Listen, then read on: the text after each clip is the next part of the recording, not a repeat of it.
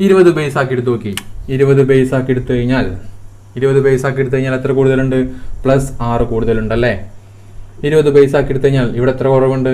-2ന്റെ കുറവുണ്ടല്ലേ? Okay, cross ചെയ്ത് നോക്കിയേ. 26 - 2 24 അല്ലേ? 18 + 6 അതും 24 അല്ലേ? ഒരു 0 കൊടുക്കണ്ടേ? 20 അല്ലേ ബേസ്? ഒരു 0 കൊടുത്തു. 10 ബേസ് ആണെങ്കിൽ ഒന്നും ചെയ്യേണ്ട ആവശ്യമില്ല. 20 ബേസ് ആയതുകൊണ്ട് ഇതിന് എന്ത് ചെയ്യുക? 2 കൊണ്ട് ഗുണിക്കുക.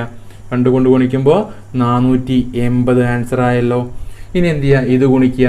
+6 × -2 +6 × -2 -12 നിന്ന് കുറച്ച് കഴിഞ്ഞാൽ നമ്മൾ ആൻസർ ആയി.